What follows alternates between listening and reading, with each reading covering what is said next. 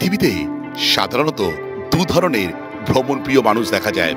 একদল আছে যারা পাহাড়ে ঘুরতে যেতে ভালোবাসে, আর আরেক দল ভালোবাসে সমুদ্রে ঘুরতে যেতে। কিন্তু আপনাকে যদি এমন অপশন দেয়া হয় যেখানে এই দুইয়ের মেলবন্ধন পাওয়া যায়, তাহলে কেমন হবে বলুন তো? আজকের এই ব্লগে আপনাদের তুলে ধরবো এমন এক জায়গার সন্ধান যেখানে পেয়ে যাবেন নীল সমুদ্রের বিপুল জলরাশি, সঙ্গে পাহাড়ের সমন্বয়। ভারতবর্ষের অন্যতম সেরা ক্লিফ বিচ ভারকালা। এটা এমন এক ক্লিফ বিচ যেখানে দাঁড়িয়ে আপনি নিজেকে আবিষ্কার করতে পারবেন যে আপনি এক অন্য দুনিয়ায় চলে এসেছেন। তাহলে আজকের গল্প ভারকালাকে নিয়ে।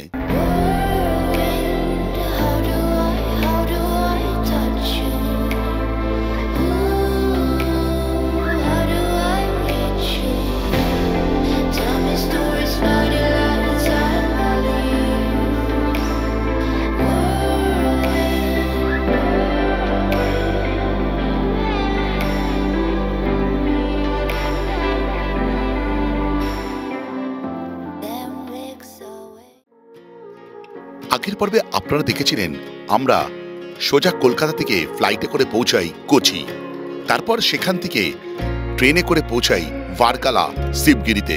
স্টেশনের বাইরে এসে আমরা চটপট একটা অটো নিয়ে নিই। যেহেতু আমাদের কোনো হোটেল বুকিং ছিল না, অটোওয়ালা দাদাকেই বলি একটি হোটেলের কাছে নিয়ে যেতে, কিন্তু সে এদিক ওদিক ঘোরায়, বিভিন্ন মানের হোটেল দেখায়, যা একটু আমার কাছে বেশ অস্বস্তিদায়ক লাগছিল।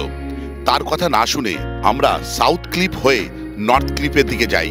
তার কারণ সাউথ ক্লিফে যেসব হোটেল ছিল সেগুলি বেশ এক্সপেন্সিভ ছিল। অবশেষে আমরা হেলিপ্যাডের কাছে দারুণ এক হোটেলের সন্ধান পাই।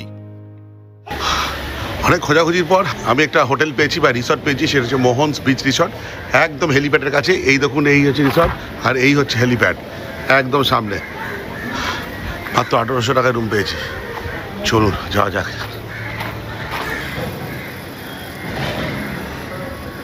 দেরি হচ্ছিল, রুমে ঢুকে পড়েছি, তা ভিডিও করার কথা ভুলে গেছি। যাই হোক, আমাদের যে রুমটা দিয়েছে এরকম কিং সাইজ একটা বেড আছে, একটা নয় দুটো বেড জোড়া লাগিয়েছে, কিন্তু বেডটা বেশ বড়, আমাদের তিনজনের জন্য ঠিক আছে।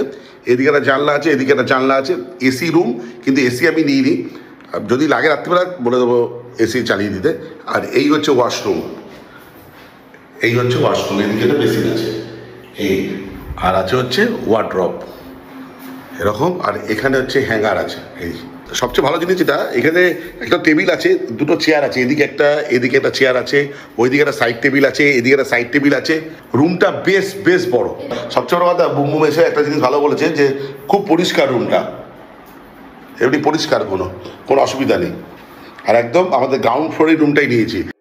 বুমবুমার স্বীকৃতি যতক্ষণে ফ্রেশ হচ্ছিল, আমি টুক করে পায়ে বেরিয়ে পড়ি চারদিকটা দেখতে।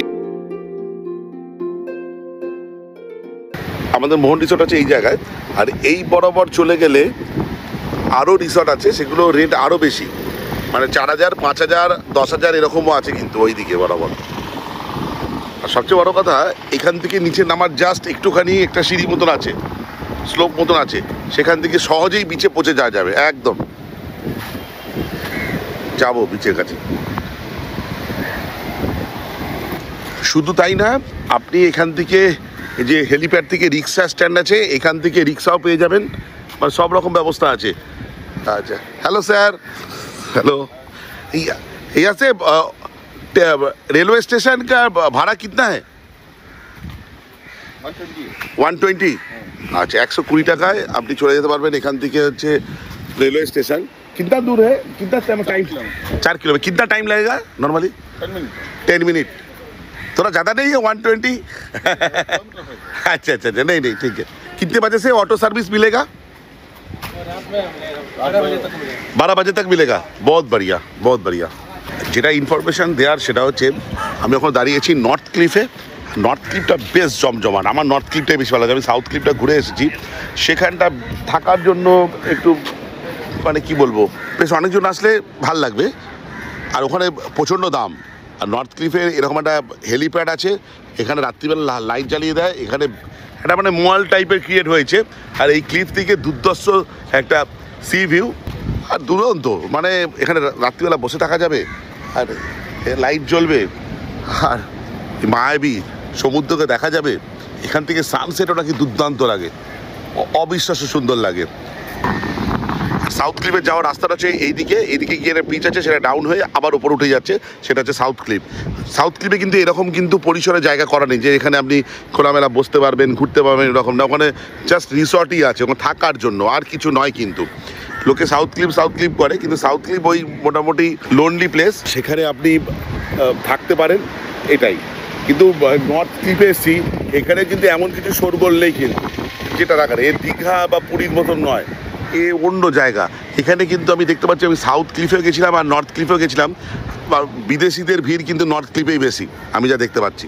ওরাও বাজেট সম্বন্ধে সচেতন। একবার সন্ধেবেলা আপনাদের সঙ্গে এই জায়গাটা শেয়ার করব, অবশ্যই শেয়ার করব। বিভিন্ন খাওয়া দাওয়ার দোকান পেয়ে যাবেন এখানে, প্রচুর খাওয়া দাওয়ার দোকান আছে।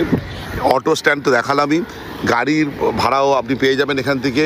হলো স্কুটি রেন্ট পাওয়া যাবে না, ওই দিকে যেতে হবে, সুপার মার্কেট আছে, সেখান থেকে পেয়ে যাবেন। আচ্ছা, একটু বিচের দিকে যাই, চলুন বিচের দিকে। রেস্টুরেন্ট আছে, খাওয়া দাওয়ার কোনো অভাব নেই। চলো,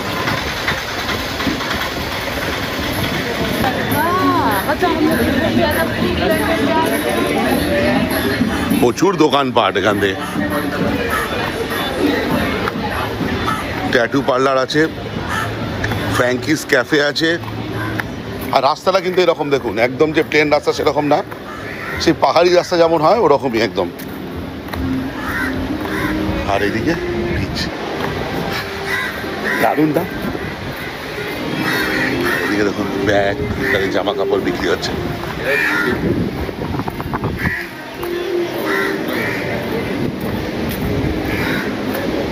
স্বীকৃতি আর বুম রেস্ট নিচ্ছে, ওদের ঘুম পেয়েছে, আমারও ঘুম পেয়েছে, কিন্তু কাজ তো প্রথম, কিছু করার নেই।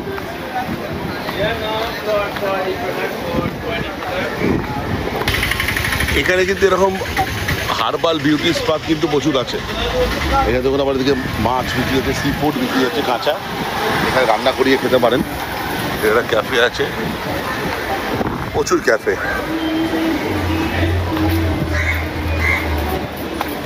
দারুণ, এই হারাটাই দুর্দান্ত লাগছে, সত্যি কথা বলছি। আমি আর হাঁটবো না, বিকেলবেলা আমি স্বীকৃতি আর বুম হাঁটবো এখান দিয়ে। এরকম ক্লিপে রাস্তা ধরে আপনি হাঁটতে পারবেন, এই বরাবর রাস্তা চলেই গেছে। আর এরকম কিছু কিছু শর্টকাট আছে, এরকম সিঁড়ি করা আছে, যেখান থেকে আপনি নেমে সোজা বিচে যেতে পারবেন। চলুন আমি বিচে ঘুরে আসি একবার।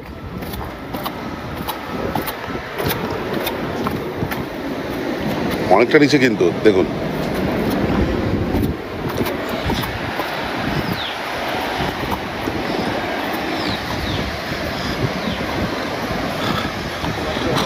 এই বিচে কিন্তু আপনি এসে স্নানও করতে পারবেন, জল পুরোপুরি পরিষ্কার, ইভেন বিচ, প্রচুর লোক স্নান করছে। দাদা পেছনে বসে আছেন, উনি হচ্ছে এখানকার লাইফ গার্ড। যেটা গোয়াতে গিয়ে দেখেছিলাম, এখানেও সেরকম ব্যবস্থা আছে। আর যেটা বলার, এটা কিন্তু আরেবিয়ান সি, বলছে কোনো অসুবিধা নেই এখানে স্নান করার জন্য। যেটা বলা সেটা একটু সাবধানে করতে হবে, কিছু আন্ডার কারেন্ট আছে, যখন তখন জলের ফোর্স বেড়ে যায় তখন সেক্ষেত্রে তলিয়ে যাওয়ার একটা সম্ভাবনা থাকে, তবে সেটা সেই সম্ভাবনা ক্ষীণ। দারুণ লাগছে দেখুন বিচটা। এটা হচ্ছে মেন ভার্কালা মেন বিচ, এটা এই দেখুন, এটা পুরো নর্থ ক্লিফ, এইটা নর্থ ক্লিফ পুরোটা। আমি ওপরে ছিলাম, ওখান থেকে নেমে এসেছিলাম। দারুণ, জল বাড়ছে দেখুন, সুপার। আর এইটা হচ্ছে সাউথ ক্লিফ, এই জায়গাটা, এই যে এখানে প্যারাসাইক্লিং হচ্ছে, এটা হচ্ছে সাউথ ক্লিফ। নীল জল, নীল।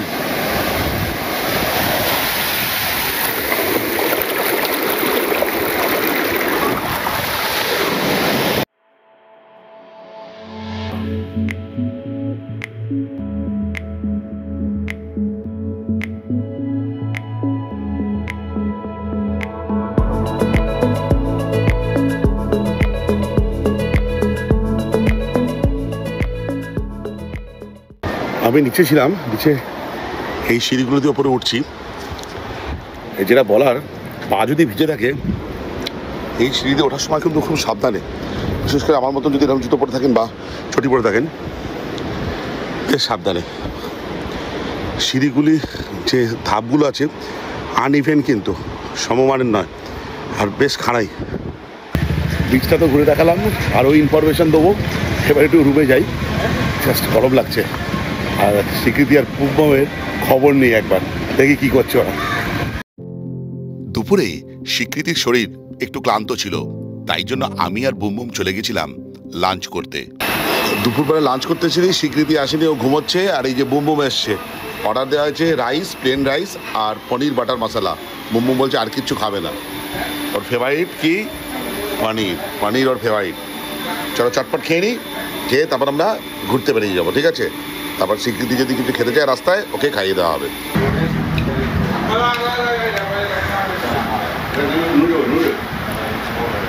পনিরটা মোটামুটি, কিন্তু পনিরটা সফট। এখন ঘড়িতে বাজে হচ্ছে 3:10 আর টেম্পারেচার 33 ডিগ্রি সেন্টিগ্রেড। আর আমি বুমবুম আর স্বীকৃতি বেরোচ্ছি ওয়ার্কার আর কিছু জায়গা ঘুরবো বলে। স্বীকৃতি যথারীতি দুপুরবেলা লাঞ্চ করেনি, আমি আর বুমবুম করেছি। আমরা লাঞ্চ করে এসে একটু ঘুমিয়ে পড়েছিলাম, আমিও ঘুমিয়ে পড়েছিলাম, স্বীকৃতিও ঘুমাচ্ছিলই। বুমবুম ঘুমোয়নি। কী করছিলিস? ও গল্পে বই পড়ছিল, যেটা করতেও সবচেয়ে বেশি ভালোবাসে। ভালোই ভিড় আছে মোটামুটি, বলো? আচ্ছা, আমাদের যেটা করতে হবে, এখান থেকে কপিল ব্রিজ যেতে হবে। তার আগে স্বীকৃতি একবার বলবো, এখান থেকে ও দেখেনি, ক্লিফ থেকে একবার দেখো বিচটা। এদিকে এসো। কেমন লাগছে বলো? আর বেশ হাওয়া দিচ্ছে, গরম লাগছে না তো?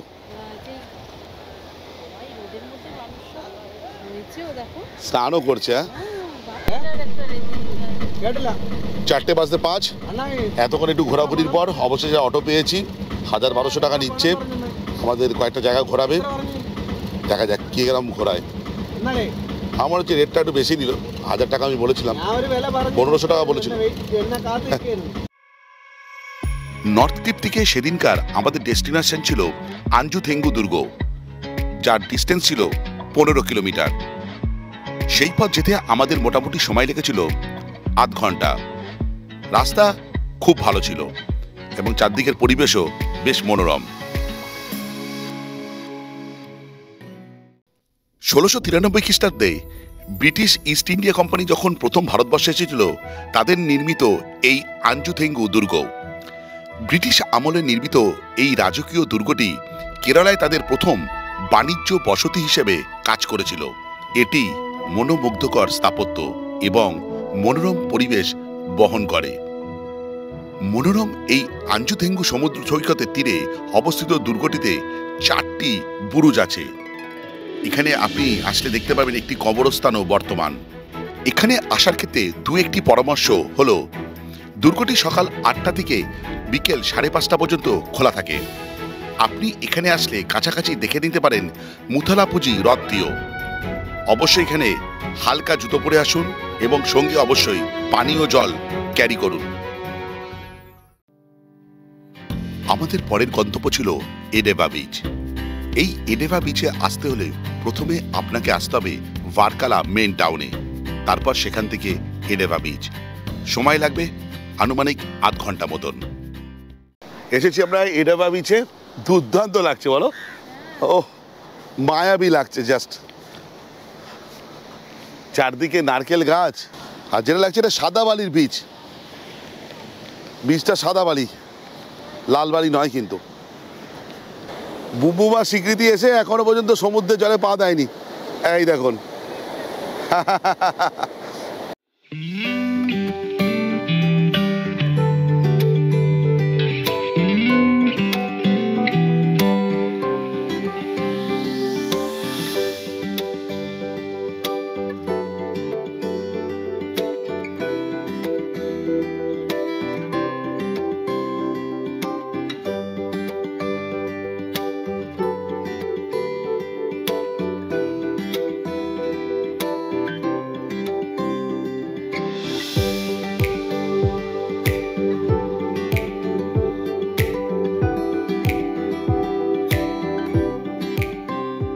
এখন আমরা বেরিয়েছি কপিল বিচের দিকে। পরন্ত সূর্যকে সাক্ষী রেখে দারুণ দারুণ সব ফটো তুললাম, মায়াবী লাগছিল বিচটা। আর এইদিকে নারকেল গাছগুলো আরও দারুণ। আর এই ফটোগুলো দেখতে হলে আমার ইনস্টাগ্রাম আইডি trendy_traveler123 ফলো করতেই হবে। এছাড়া আপনাদের যদি কোনো মতামত থাকে বা কোনো জিজ্ঞাসা থাকে আমার ট্যুরের ব্যাপারে মেসেজ করতে পারেন ইনস্টাগ্রামে, রিপ্লাই আমি দেবোই। চলুন বেরিয়ে যাই, আমাদের অটো দাঁড়িয়ে আছে। এডোয়া ব্রিজ থেকে আমাদের কাপিল ব্রিজটা হচ্ছে 5 মিনিটের রাস্তা। আর আমি ঠিক করেছি আজকে সানসেট কাপিল ব্রিজ থেকেই দেখবো। এটা ভারকালার মধ্যেই অবস্থিত, কিন্তু ভারকালার মেন ব্রিজ থেকে দেখবো না, বা কোনো ক্লিপ থেকে দেখবো না। আমাদের ভাবনা এক হয়, হয় এক। সেদিন ভেবেছিলাম সানসেট দেখব কাপিল ব্রিজ থেকে। দেখুন তাহলে কি লেখা ছিল আমাদের কপালে। আমি জাস্ট কাপিল বিচে এসেছি। এই দাদা আমাদের বলেন এই যে ব্যাকওয়াটার্সটা দেখতে পাচ্ছেন, এইদিকে হচ্ছে আরব সাগর, এইদিকে হচ্ছে ব্যাকওয়াটার্স। এটা হচ্ছে কেরলের সেকেন্ড লার্জেস্ট ব্যাকওয়াটার। অসম্ভব সুন্দর, অসম্ভব। মানে এইদিকে সূর্যাস্ত হবে, আপনারা আসলে কাপিল বিচেই আসবেন সূর্যাস্ত দেখতে। আমিও দেখাবই, আমার যেটা মনে হচ্ছে এখানে দুর্দান্ত লাগবে। এই দিকের ভিউ আর এই দিকের ভিউ অনবদ্য দেখাচ্ছে। আমি চেষ্টা করবো একবার আমার চিড়িয়াকে ওড়ানোর, কিন্তু এখানে অন্যান্য চিড়িয়া এত আছে, আমি চিড়িয়াকে ওড়ানোর সাহস পাচ্ছি না। চলুন কাপিল বিচে যাই। দেখুন এখানে অলরেডি গাড়ির ভিড় হয়ে গেছে। ত্রিবান্দামের সবচেয়ে সুন্দর জায়গাগুলির মধ্যে একটি হলো এই কাপিল বিচ। অবশ্যই এখানে আসা উচিত। বিখ্যাত ভারকালা সমুদ্র সৈকতের খুব কাছেই অবস্থিত। কাপিল বিচের একদিকে হচ্ছে সমুদ্র অর্থাৎ আরব সাগর, অপরদিকে ব্যাকওয়াটার। যেন দুটোই সমান্তরালভাবে চলছে, মাঝখান থেকে এক ফালি সরু রাস্তা, যা ছবিপ্রেমীদের জন্য এক আদর্শ। এই সমুদ্র সৈকতের অপর পৃষ্ঠে অবস্থিত ব্যাকওয়াটারে দেখতে পাবেন বিভিন্ন পরিযায়ী পাখির দেখা। এখানে আসার আদর্শ সময় হলো অক্টোবর থেকে মার্চ। সমুদ্র সৈকতটি অত্যাশ্চর্য সূর্যাস্ত দেখার জন্য নিখুঁত জায়গা। দিগন্তের নিচে সূর্য ডুবে যাওয়ার সাথে সাথে আকাশ প্রাণবন্ত রাঙিয়ে ওঠে, যা এক মনোমুগ্ধকর দৃশ্য তৈরি করে, যা মিস করা একদম উচিত নয়। যদিও আমাদের ভাগ্য এতটা প্রসন্ন ছিল না। সানসেটের ভিডিও তুলছিলাম, টাইম ল্যাপস দিচ্ছিলাম, হট করে খেয়াল এলো যে আমার চশমাটা পড়ে গেছে। আসলে বুমবুমের জুতোটা এডোয়া বিচে ভেসে চলে যাচ্ছিল। আমি দৌড়ে গিয়ে ওটা আনতে যাই, আমার এখানে লাগানো চশমাটা, মানে আমার নর্মাল যে ফ্রেমটা, সেটা পড়ে যায় জলের মধ্যে। সেটাকে এখন খুঁজতে যাচ্ছি। মানে কি বলবো, কি দুর্গতি। কি সুন্দর দিনটা কাটছিল, জানি না চশমাটা পাবো কিনা। শিওর একদম ওইখানেই পড়েছে। আমি এর আগে দারিংবাড়িতে আমার চশমা হারিয়ে এসেছি, এবার যদি হয় 2 বার। ভাল লাগে না, একদম মনটা ভাল লাগছে না। কি বলবো, সূর্য অস্ত যাচ্ছে আর আমার চশমাও এই জলে মনে হয় বিলীন হয়ে গেল। জাস্ট 4 মাসের মধ্যে আমি দুটো চশমা হারালাম। কি বলবো, আমার প্রোগ্রেসিভ লেন্সের চশমা।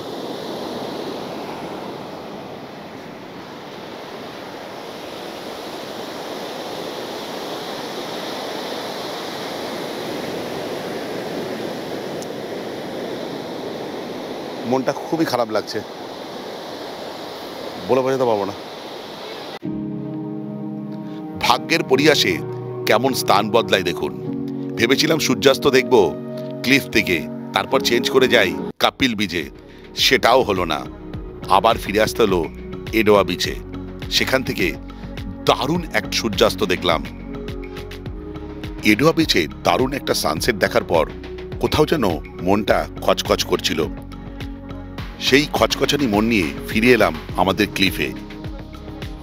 সেখান থেকে রাঙিয়ে যাওয়া এই আকাশ দেখতে বড়ই মনোরম লাগছিল। দুরন্ত তার পরিবেশ। আমি আপনাদের সঙ্গে আগেও বলেছিলাম যে আমরা হেলিপ্যাড যেটা আছে তার কাছেই একটা রিসর্টে আছি। আর যেটা বলার, আপনারা চেষ্টা করবেন এখানেই থাকবেন। এটাই কিন্তু মেন অ্যাট্রাকশান এই ভারকালার। মানে দুর্দান্ত, এখানে প্রচণ্ড ভিড়। দেখুন গাড়ি দেখুন পার্কিং হয়েছে, দেখুন প্রচুর গাড়ি। আর বিভিন্ন জায়গায় যেসব লোক থাকে, সে সাউথ ক্লিফ হোক, নর্থ ক্লিফ হোক, বা যে কোনো জায়গায় থাকুক, তারা সবাই এসে এখানে এসে ভিড় করছে। কারণ এখান থেকে দুর্দান্ত একটা সানসেট দেখা যায়। অলরেডি দেখুন দিগন্তের আকাশ এখনও লালচে হয়ে রয়েছে, সূর্য অস্তমিত হয়েছে, তাও কিন্তু দুর্দান্ত লাগছে। এখানকার পরিবেশ খুবই সুন্দর, বলে বোঝাতে পারবো না। খালি এক গামলা দুধে এক ফোঁটা চোনা রয়ে গেল, আমার চশমাটা হারিয়ে গেল।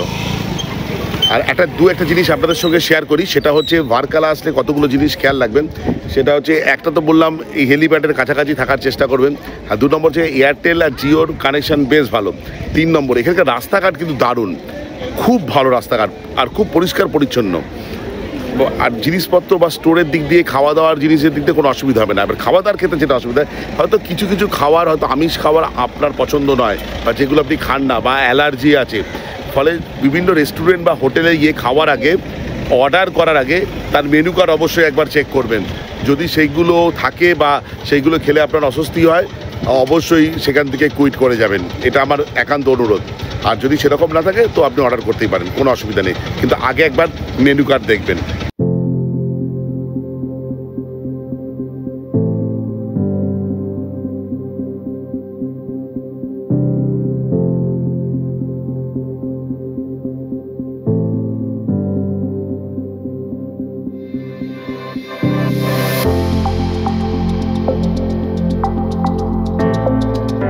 সেদিন সন্ধেবেলা আমরা 3 জন বেরিয়ে পড়েছিলাম সেই ক্লিফ মার্কেট দেখতে, যার একদিকে ছিল বিভিন্ন দোকান আর বাঁদিকে ছিল সমুদ্র।